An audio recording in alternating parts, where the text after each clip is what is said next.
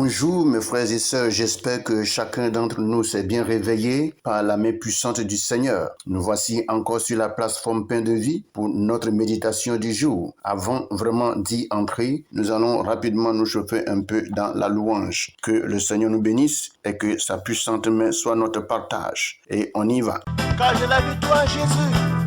Jésus est vivant. Victoire.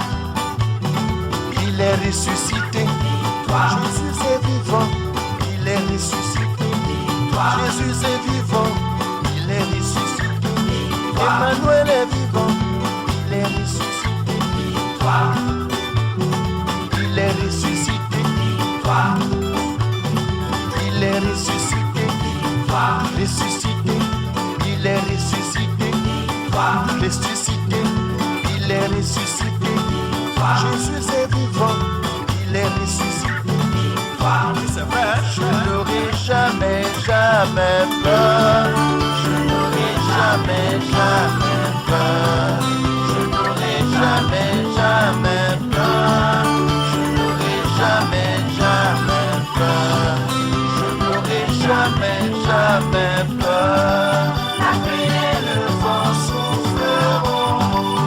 Satan se déchaînera, mais ma maison est en Jésus.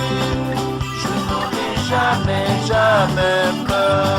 Oui, nous bénissons le Seigneur pour cette louange merveilleuse qui nous pousse à marquer quelques pas de danse. Et je bénis le saint nom de notre Dieu qui, par ces merveilleuses louanges, nous communique la joie. Et sans trop tarder, dans cette même joie, nous allons plonger nos regards dans les Saintes Écritures pour notre méditation de ce matin. Et nous allons partir dans le livre de Proverbes chapitre 20 à partir du verset 22 au verset 24. Je lis dans la version Louis II. Ne dis pas, je rends le mal. Espère en l'Éternel et il te délivrera. L'Éternel a en horreur deux sortes de poids et la balance fausse n'est pas une chose bonne. C'est l'Éternel qui dirige les pas de l'homme, mais l'homme peut-il comprendre sa voie? Voici ce que Louis II nous dit et rapidement nous partons dans le français courant pour lire le même passage. Il est écrit: ne te propose pas de rendre le mal qu'on te fait. Place ta confiance dans le Seigneur et il te tirera d'affaire. Le Seigneur déteste les poids inexacts. Il désapprouve l'emploi d'une balance fausse. C'est le Seigneur qui dirige la vie des hommes. Comment un humain comprendrait-il où le mène ses pas? Voici un peu ce que le Seigneur nous donne ce matin comme parole à méditer. Et comme nous y sommes, nous retournons dans la version Louis II. Il est écrit là à partir du verset 22, ne dis pas, je rendrai le mal. Espère en l'Éternel et il te délivrera. Vous voyez, il y a vraiment quelque chose qui se passe dans la vie de l'homme aujourd'hui. Et très souvent,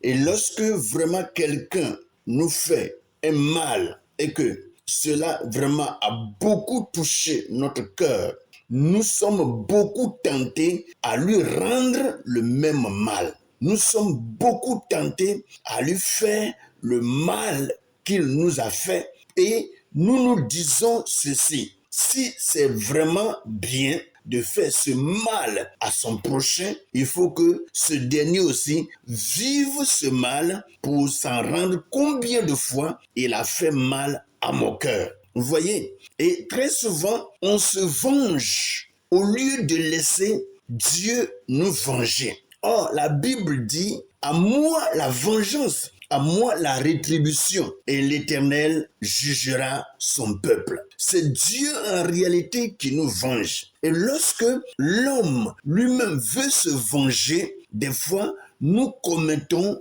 le mal d'une manière double qu'on nous a rendu. Et Dieu ne voulant pas que nous nous vengeons pour soit détruire la vie de quelqu'un, il dit que c'est à lui la vengeance. Et ce matin, Dieu vient encore parler à chacun d'entre nous. Il dit, ne dis pas, je rendrai le mal. Espère en l'Éternel et il te délivrera. Parce que lorsque nous voulons vraiment rendre le mal par le mal, nous sommes prêts à nous venger et à faire en réalité ce qui ne plaît pas à l'Éternel. Lorsque nous nous vengeons, nous faisons vraiment des choses qui ne plaisent pas à l'Éternel, qui ne plaisent pas à Dieu. Et nous pouvons nous causer beaucoup de tort et causer beaucoup de tort à celui à qui nous rendons le mal. Et Dieu le dit ce matin, ne dis pas, je rendrai le mal. Espère en l'Éternel et il te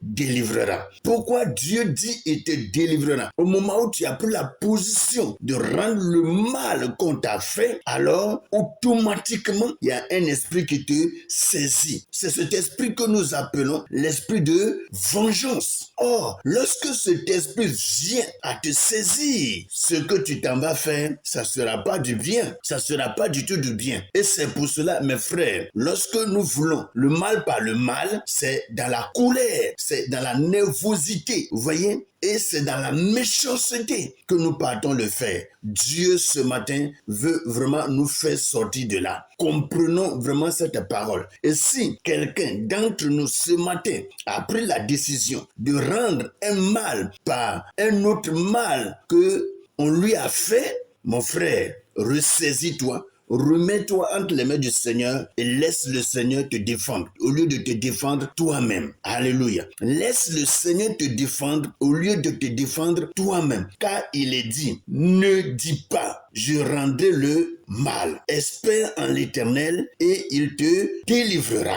Nous avons besoin dans ce domaine-là de la délivrance de la part du Seigneur et que le Seigneur intervienne dans notre vie toutefois que nous sommes prêts à rendre le mal par le mal. Que le Seigneur nous aide, que le Seigneur nous aide à porter nos regards sur lui et en espérer que lui seul a placé toute notre espérance en lui et qu'il vienne nous défendre et nous venger. Que le nom de l'Éternel soit béni. L'Éternel a horreur de deux sortes de poids et la balance fausse n'est pas une chose bonne. J'avais déjà parlé de ceci et je disais que quand on parle de balance fausse, on parle de deux poids, on parle ici de la fraude que j'ai beaucoup détaillé la fois passée dans notre méditation. Et Dieu ramène encore la même chose, la même parole ici. Mes frères, c'est des choses qui ne sont vraiment pas bonnes pour nous à faire. Il faut que nous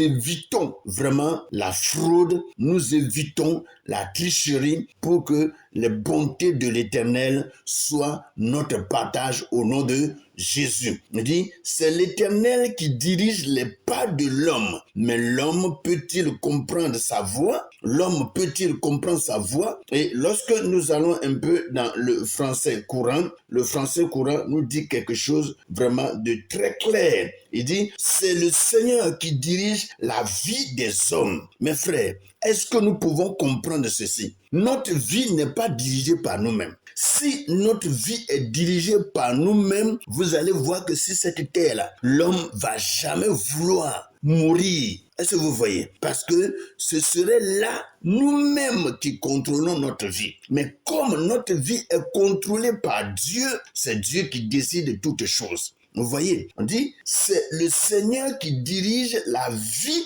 des hommes. C'est le Seigneur qui dirige la vie des hommes. Il n'y a pas quelqu'un qui dirige sa propre vie. Si quelqu'un se frappe la poitrine et déclare et dit que ma vie, c'est moi-même qui la contrôle. Non, non. Ça, il faut dire que nous sommes en train de nous tromper là.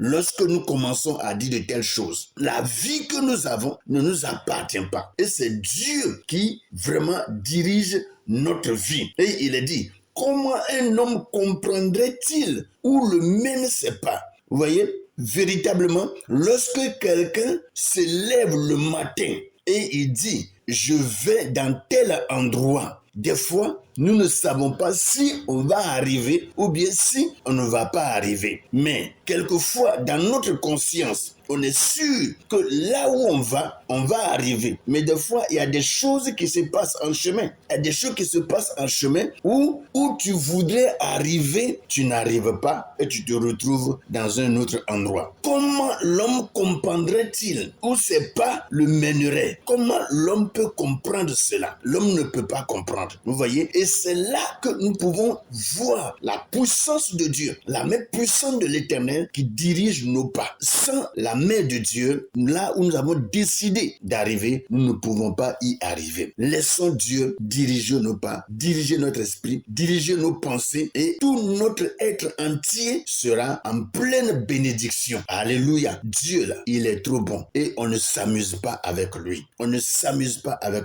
Dieu. Mettons toute notre confiance, mettons toute notre espérance en Dieu et que Dieu puisse faire de nous ce qu'il veut et ce qui lui plaît. Que son nom soit glorifié, que son nom soit célébré à jamais au nom puissant de Jésus-Christ. Passez une bonne et merveilleuse méditation en ce matin au nom de Jésus. Amen.